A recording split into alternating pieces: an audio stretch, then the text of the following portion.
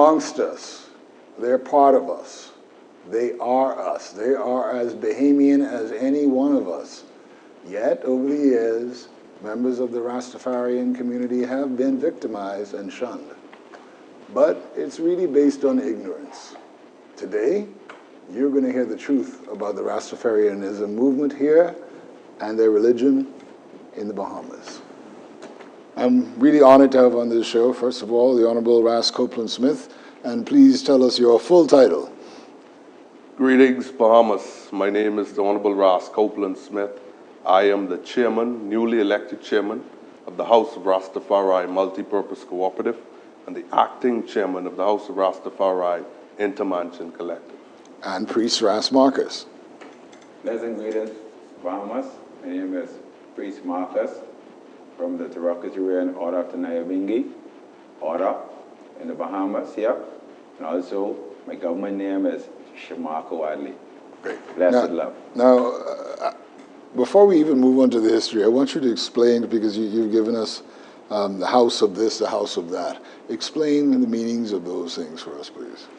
So the House of Rastafari, as a scripture in the good book says, in my house there are many mansions. So Rastafari is made up of many mansions here in the Bahamas and throughout the world. The House of Rastafari Intermansion Collective is the umbrella organization that has been formed to fight for the rights of the Rastafari community. Right. And you are from the Order of Nyabingi? Tarakaturian Order of the Nyabingi here in the Bahamas. Mm-hmm. And tell us a bit about that. All right. The Nyabingi Order, we located in Palimo Street off Nassau Street. We is a mansion in the Rastafari movement. Mm-hmm. The order really existed arrived from in Jamaica within the 40s. See what I'm saying? So one times it's like a order of prophet, priest, and king. Mm-hmm. And we as Rastas who hold the order, we reverence Haile Selassie, and we beat the Nyabingi drums, and we commune within our tabernacle. So direct from Africa? Direct from Africa. That's an African tribe? Yes, I. Right. Yeah, man. Now, the thing is, right, that's what, you mentioned Haile Selassie, which is probably the one thing that everyone understands about Rastafarianism. Right. But let's go into the history of Rastafarianism globally, and then its inception in the Bahamas. And any one of you can talk at this time. Right. All right. The history of Rastafari globally, really, like enough one would say on record, they say it really started from Marcus Garvey. When Marcus Garvey is a local from Jamaica who went to America and built up an organization, the OAIU, and within the organization he tried to teach black people self-reliance, teach black people black empowerment, because at the time it was a struggle. Mm-hmm. But in recognizing that, he told black people to look to the east for a crowning of a king who is coming and who is Shulatch one who he is not ready to unlock the latch. So within that time, the prophecy was like, prophecy and history go together. So at the time, in the 1930, Emperor Haile Selassie, he was crowned King of Kings, Lord of Lords, the conquering line of the tribe of Judah. And it was a brethren from Jamaica, an elder man, his name was Leonard Percival Howard. He was the one who was to the coronation and saw the coronation of His Majesty, and he bring forward the news of the coronation, and he bring forward Rastafari teaching. He had a camp we called Pinnacle. You could look it up, and he built a community. And this is where now? In Jamaica. This is in Jamaica. Right. That's where. So it really did all form in Jamaica, naturally. Yeah. Yes, sir. Mm-hmm. Naturally, yes. See, Rastafari, His Majesty, is from Ethiopia, and all I know is descendants of Africa. So he's saying who come to the Atlantic slave trade. But now, the seeing that as we here in the West, we was never taught about any king. You see what he's saying? And when you read the Bible teaches you that Israel king is Israel God. You see what he's saying? So when I as black people come conscious of I self and knowing of I black king, because they just teach us of King George. And that time people was getting teach of King George. You say, and the Queen of England and things. You say, so more times when we learn of I king, and this king who was the king of Ethiopia, who was the king of a black empire. So not to simplify it though, so really the essence of the Rastafarianism religion is for black people to advance themselves, to empower themselves to be the best they can be. Yes, I. If I may, I'll make several interjections. Of course. Yeah. One, you made the reference to Rastafari religion. From my overstanding, Rastafari is a way of life. It did not start as a religion per se. Okay. It's a way of life. Okay. It was, to your point, a liberty, a freedom for many. It was a way to fight back at the system. It was freedom fighters. Black liberation. Black liberation. So for some, Rastafari started before Marcus Garvey or even before Pinnacle. It was that fight of liberation within Africans that some saw as Rastafari. So Rastafari has been called by many other names. You know, many see, find Rastafari in different ways. Do you think, and some people might think I'm going a little way out here, but Sure. do you think that the sort of beginning of Rastafarianism really was a spiritual call? I mean, a call from the spirits of our ancestors coming forth to the new world. Beautifully put. Beautifully put. Our ancestors working in us today. Yes. Yes. Just one point, you mentioned Marcus Garvey, and I got to say this because, you know, Marcus Garvey was influenced by a Bahamian named Robert Love. Yes. Great guy, Yes. you know. Yes. Yeah, Africans working together, you know. Great. So when did Rastafarianism actually come to the Bahamas? Rastafari, you'll say around the 70s. But like how the brethren say, if you look at the Black Liberation Movement, Rastafari was ever in the Bahamas. Okay. You see what they said? Because, you know, there's this Right. narrative that say, oh, when Bob Marley came here and they had that big concert at the Sports Center, that's when Rastafari, No, it was before that. Rastafari was everywhere before that. So he said, Yeah. you had ones like brethren like Michael Fly. He was Rastafari. He was the one who was walking around and manifesting Haile Selassie I name, talking with Rastafari. You had another one like John Brown. They was talking with Haile Selassie. And this is before the 70s. This was Before right. the This was around during the late 60s, going into the 70s. These man them was wrong, and these man them on history. The Bahamas know them. You see what he said? If I can add to what he's saying. Anytime, please. I want you to jump in anytime. Like I said, Rastafari has been called by many different names. It's African liberation. Garveyism was here in the Bahamas, early 20s, early 30s. A lot of Garveyites became Rastafari.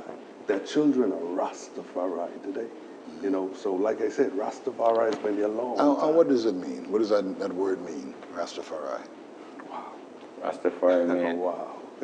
a God and creator, Yes. or one to be fed. That's interesting. Rastafari. Now, and you know, we all think we know because we all know somebody who may be Rastafarian, so we think we know, but we don't know. What is life like on a daily basis for people within your community? It differs, if I may, it differs. It depends on your status in community, it depends on your financial means, it depends on your income. You know, it differs for many, you know, but for the majority, it's hard. For all, I would say we're all persecuted, you know, on a daily basis. You know, it's not easy. A person tends to see Rastafari in some shudder and fear, you know what I mean? That's some feel that's where the word dreadlocks came from, you know, but it's not easy. Like I always say, I hate to ask for some of the worst experiences, but tell me of some of the worst experiences you've had being Rastafarian,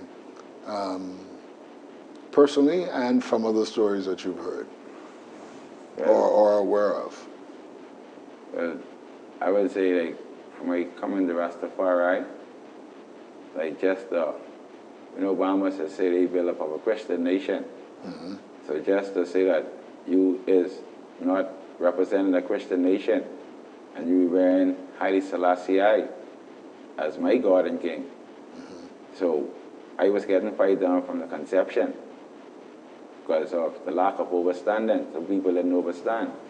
Then, they always have heard to Rasta, what they call cannabis today. They use the name cannabis today, but then they use the Mexican name marijuana, but they use the stereotype INA. So they say if they call it cannabis from them days, then it would bring more of awareness and understanding that there's a medical values and healing properties. And since you raised it, what is the importance of marijuana to the Rastafarianism way of life? I won't call it a religion anymore, way of life. It's important to read it's like INA as Rastafari, we use it in many forms. We use it as a service to man, from the Bible say. We use it. So Rastafarianism actually looks at the Bible, and with the Bible that Christians look at, the same Bible? Yes, because so really, it's just an offshoot of Christianity, a different way of worshiping. No, If you're using a Christian Bible. No, when you put it in that way, Christianity is an offshoot from Rastafari spirituality. I like that. Naturally, because I'm going to ask some very strong things. You think, had we not been enslaved, it would have, this is the way it would have been? Naturally. Had we not been enslaved? Yes, because then we would be living off INA own spirituality, nothing was forced on INA. Christianity was forced on INA through slavery. He says that INA people was persecuted and killed to reverence this God who they don't know. And they was beaten to forget what they know. They was brainwashed. So he said, INA Ethiopia, or what they call a Cable land, which is the whole name, before the Greeks gave it the name Ethiopia. Ethiopia had spirituality in it a long time. We practiced spirituality a long time. And of course in Africa, centuries ago. Naturally. Yes. You had people like the Dogons, right? The Dogons, them, the Newtians, from a spiritual height, about Syria B, which in scientists have just discovering. And how do you know these things? Because of the spiritual connection. So he said, INA was ever connected with the Almighty. So he said, as a spiritual being, because the way we live. So he said, we don't live like of dealing with not pollution of Babylon and dealing with the things what Babylon bring. So he said, we could like lower your vibration. So he said.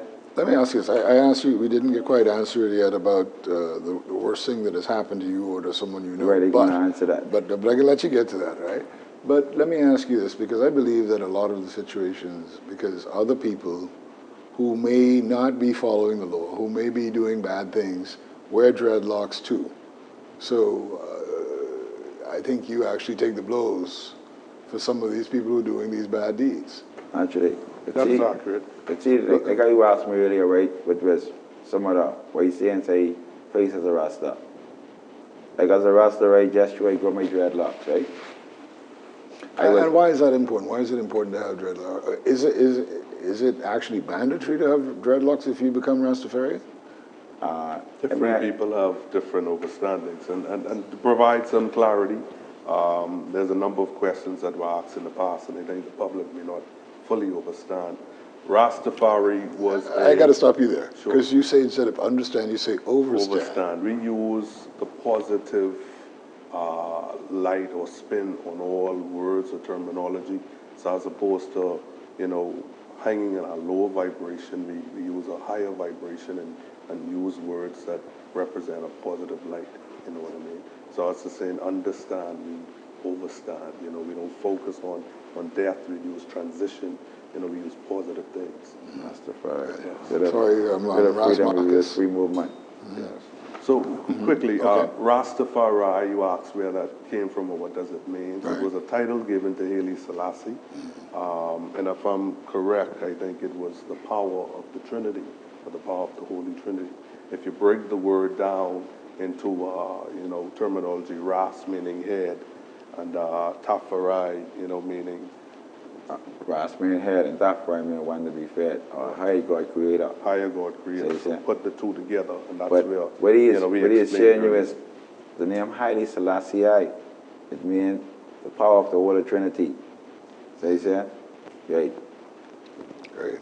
Now, back again, because we're talking about the victimization Rastafarians have received, have been the brunt of, just because you are who you are. You live the life the way you live it. What are some of the worst things that have happened? Like I say, right, from us having our locks, wearing our locks, we get victimized for that because people didn't understand.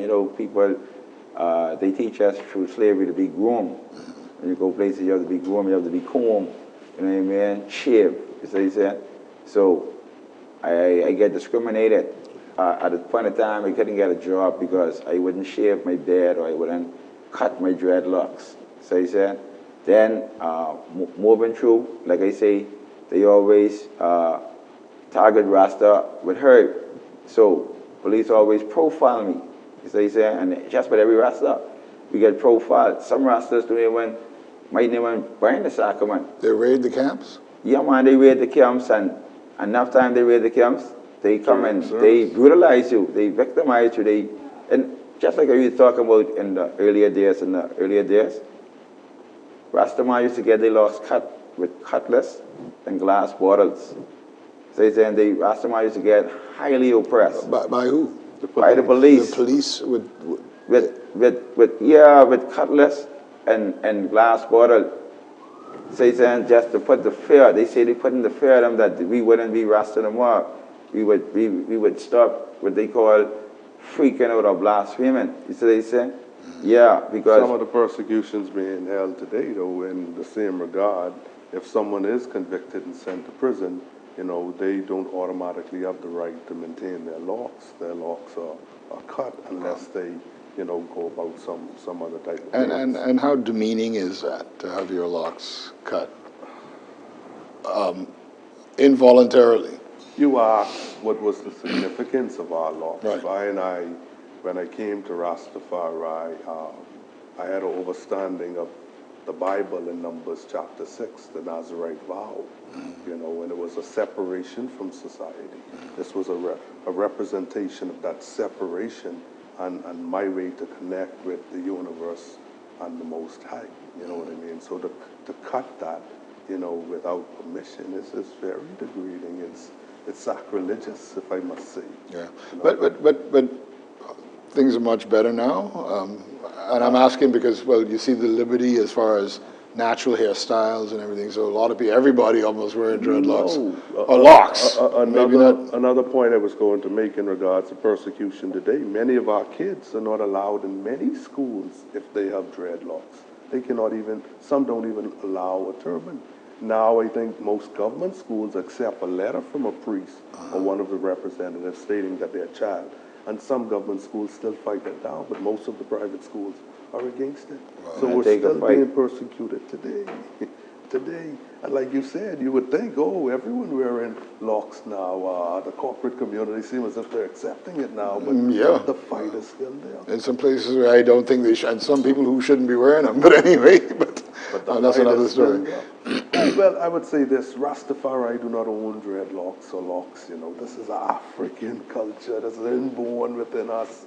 This is our expressing our African roots. It's a part of who we are. Allow your hair, pardon me, I see you don't have much hair, but allow your hair to just grow. I got some friends who have locks in the back. Naturally see what happens to it. This is how God made us. Why are we fighting this down?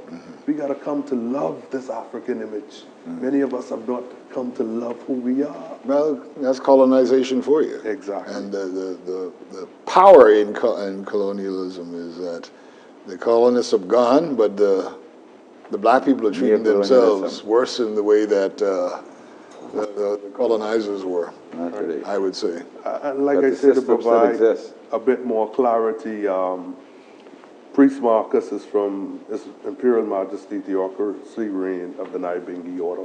And I understanding they are more, how to say it, cultured, African tradition, African roots. You know, later on we'll have Prophet Mickey Bo come on, who's from the Ethiopian Africa Black International Congress, and I would say they have more of a churchical order, where, you know, they are more reverence, they wear robe, they, you know, more pristine, you know what I mean? So we have a wide span of Rastafari. We have the Ethiopian Orthodox order, who follows the how would I say, the example of Haile Selassie himself, and attends the Tawahedo Church, you know, and reads the Bible and follows the Bible. Ethiopia has the oldest Bible on record, you know, so Rasta is not against so-called Christianity, you know, we have the same principles, but our it's a different- terminology is different, you know what I mean? Terminology is different. How we worship is different. We're not looking to fight them down, and we're not looking for them to fight us down. In the benevolent nation of Rastafari, we have them all. You know, a lot of people think Rasta only eat item, but today we have some Rasta that partake in, you know what I mean, meat. We don't fight them down. They're still Rastafari. You know, you hail the king. What do you think is the biggest misconception? And let me say this first. I would think that Bahamians are probably the least understanding of Rastafarianism compared to all of the other islands in the region, eh? Would you agree with that? It Repeat it depends. again. Repeat your question Bahamians again. are probably the least understanding compared to the rest of the islands in the region of Rastafarianism. I would say our laws are the least understanding, Right. if I may. Yeah, Actually, Our laws. The majority of the population, I think, are Respect with Rasta. Rastafari and Love Rasta. respect Say Rastafari. that. Yeah, man. There's a Rastafari in every family in this country. I would think so. Every family in this country. I would think so. And through that, there's been more of appreciation in recent years because of that. Now, it appears as if the government is taking steps to reach out, to be more sensitive to the community. Is that, are you finding that to be so, or is it just lip service? We appreciate the move on the government because many administration past have done nothing. So we give thanks for the act of, you know, tabling something, but honestly, the bill it doesn't justify. We're going to get to that. I meant generally, Go ahead. but we're going to come to the cannabis bill in a bit. Do you vote? Yes, Yeah. In general election, so there's nothing that prohibits you from voting. There's nothing that prohibits me from voting, but like I said, because our community is so dispersed and has many different philosophies, there are persons who do not vote. There are Yeah, but that's a persons who personal vote. choice, eh? Exactly. Okay, that's a personal choice. What misconception Bahamians have? What's the greatest misconception that Bahamians have about Rastafarianism?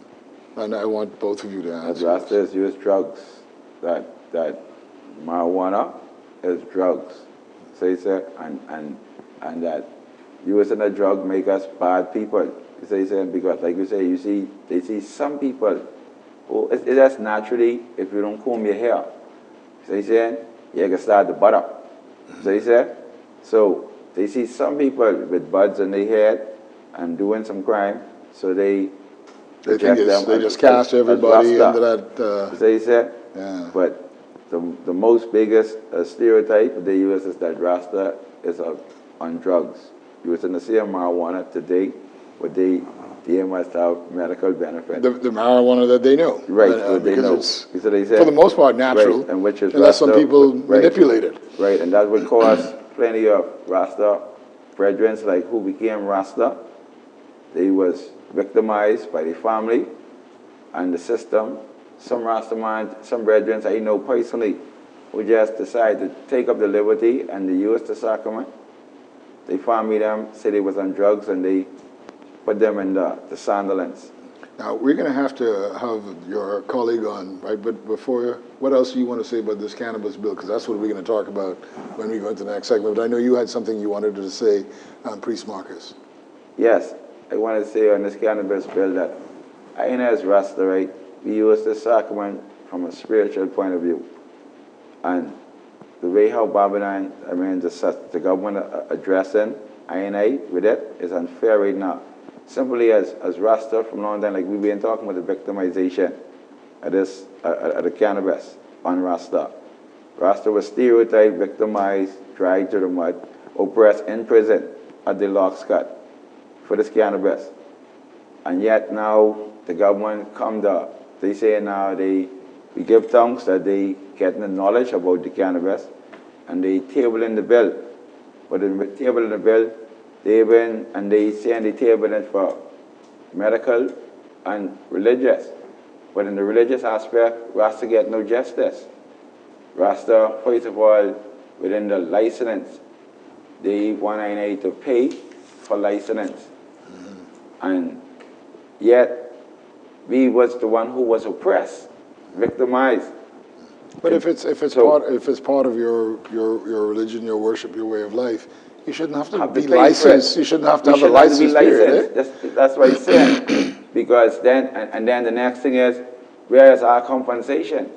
It's saying because other organizations who, like the minister said, that want to use this cannabis too, and also would want to be exempt from the license, plenty of them wasn't really victimized like Rasta and profiled like Rasta.